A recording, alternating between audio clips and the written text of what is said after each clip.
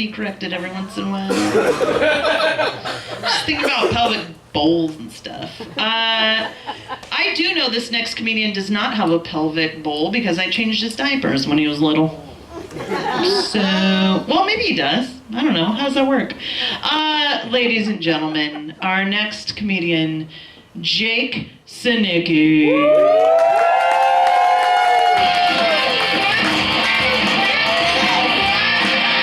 I'm male. It's crazy. I'm a real boy. I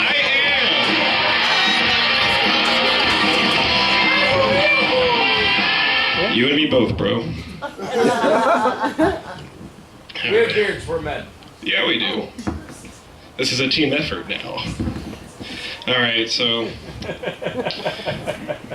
set list, underline. Bullet point, farts.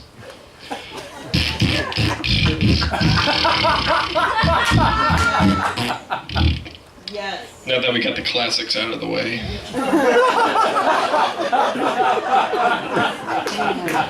Yes. So I'm in college, if you can't tell by my everything.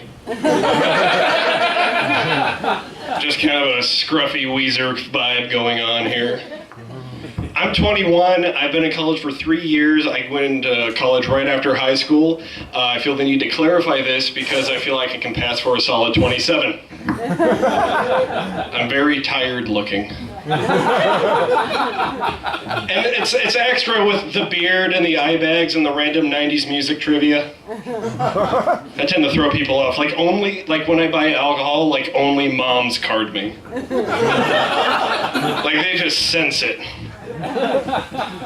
But no, college is great. And like not everyone goes to college right after high school, and I respect that. They take some magical years abroad. They go around. I've taken a few normal years with no broads.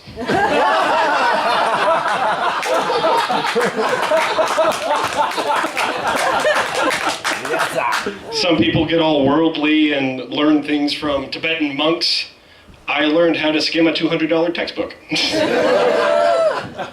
And it's great. I'm learning a lot. It's a great experience.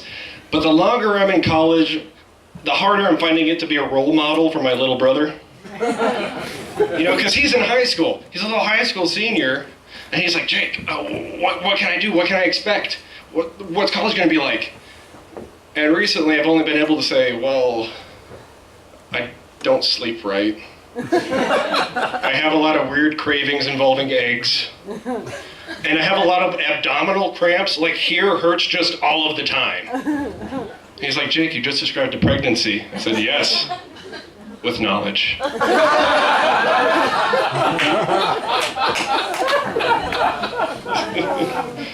Right? Because I'm a strong, independent college student. I don't need no man to take care of this, right?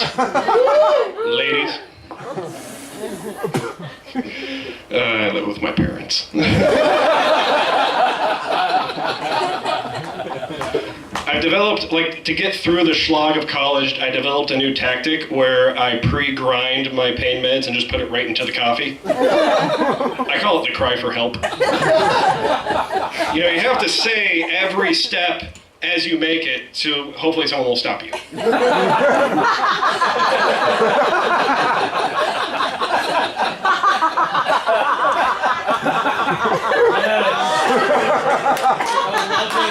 You know? All right, I'm putting the Advil in. The Java's gonna be great. I'm using NyQuil as creamer. Somebody want to come around and make sure I don't do that? I'm joking. I don't use creamer. Yeah. I have good digestion. I think. And that's why I was thrown for a curveball when I found the one thing that really messed with my gut was rattlesnake meat. Yeah, that's what I thought. No, I went to a soup-only restaurant. They only sold soup, and I got it in the form of rattlesnake stew. And it was like way too spicy. Not spicy as in, oh, this is hot, like, oh, this is hot. later on. It's like they didn't milk it of its venom right before they put it in. It's like, what's this extra spiciness? Oh, we call that the poison tang. It's a little bit extra zest. But no, it was a soup-only restaurant, and I saw the rattlesnake stew, and I'm like, well, that's all I'm getting. And the guy the guy serving me was way too into it. He was really excited. He's like, yeah, there's rattlesnake, and there's also rabbit and whole grain. And I'm like, great, the whole food chain in one spoonful. So I'm eating it, and about halfway through eating it, I start laughing really hard because I came to a revelation. This soup-only restaurant is one of multiple soup-only restaurants in a chain. So there are multiple locations. That means multiple places have rattlesnake stew. That means they had to get a bunch of rattlesnakes to get all the rattlesnake meat. That means there's such a thing as a rattlesnake farm! And that just tickles me. At first I didn't believe it, I didn't believe myself. But then I realized the only alternative to a rattlesnake farm was just going to the exotic pet store, being like, that one looks juicy. Just Red Lobster style, throw it in the pot. But no, there are reptile farms. And I don't really have a frame of reference what farming is like or what farmers sound like, other than a southern barbecue guy. So the only image in my head was, I'm going to be honest with you, I have not been able to get through this without giggling to myself. Hi, welcome to Dallas's Reptile Ranch. We got your rattlesnake pate, we have iguana chunks, we even have Komodo dragon. Come on down. It's not cold-blooded when it's fried.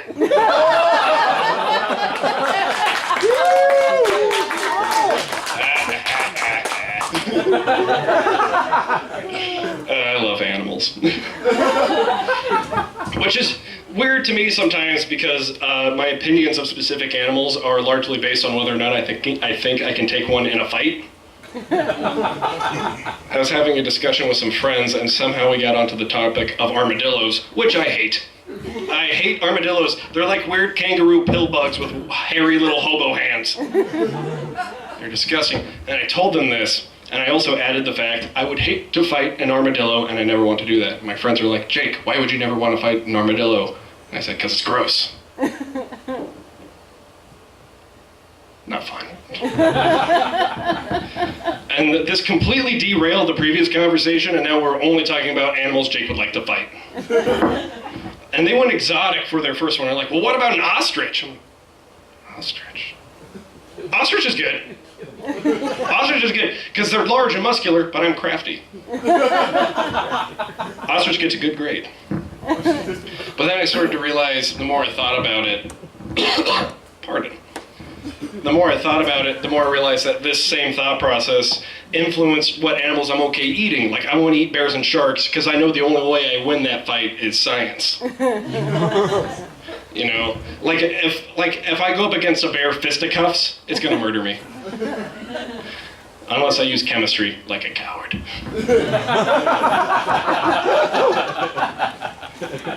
I think way too hard about fighting animals and animal facts, partially because I watch a lot of nature documentaries. I'm a big fan of those. But I was watching one and it frustrated me because I was watching Planet Earth 2. This is a BBC sequel to the Planet Earth series 10 years ago.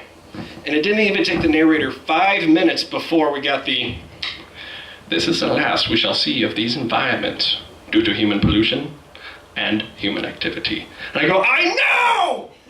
You told me 10 years ago! And nothing has changed. Obviously you're talking to the wrong demographic.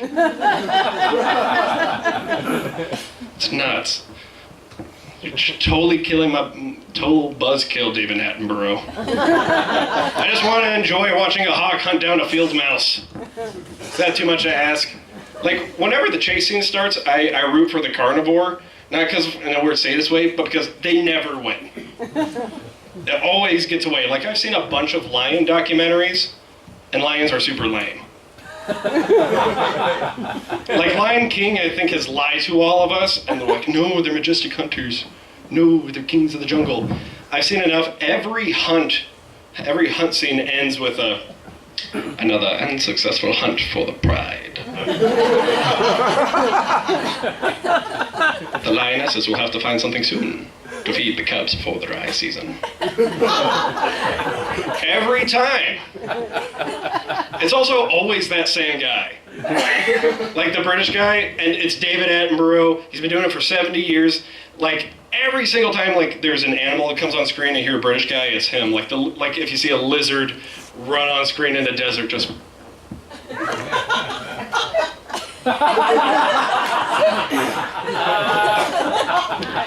the red-finned Kiko Ihara, searching for meat.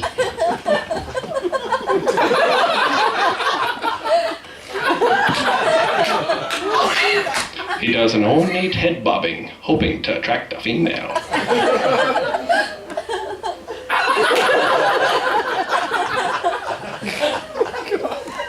As a final sign of dominance, he unfurls his red membrane.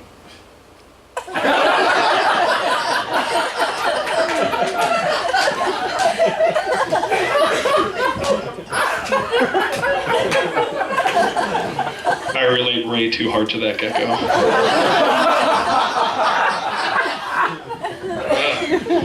It's hard. It's hard finding a mate. It's hard talking to girls, especially like for me. I'm just awkward. If you can't tell already. It's hard, especially like figuring out how to talk to ones who don't already know you and understand that you're pretty fun to talk to. I was hanging out. I was talking to this girl in a video game store. I managed to botch that. That's my demographic. I should have had that nailed. But no, I'm talking to her, and I had talked to her like a week before, and in my head I'm like, she has not stopped thinking about me. Because I mean, come on. Realistically, didn't think twice of me, barely recognized me, and we're talking, and the conversation is getting a little stale, it's starting to die out. I'm thinking to myself, like, I've been here before. This is worse than usual. I've said the word Cyborg Ninja 3 more times than I meant to.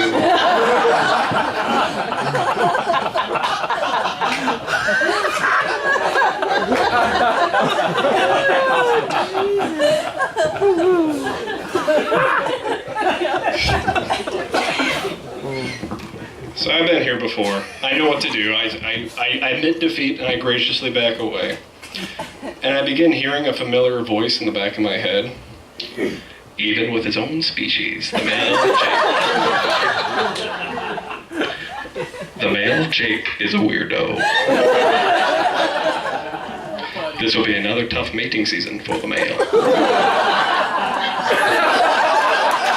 Thank you guys.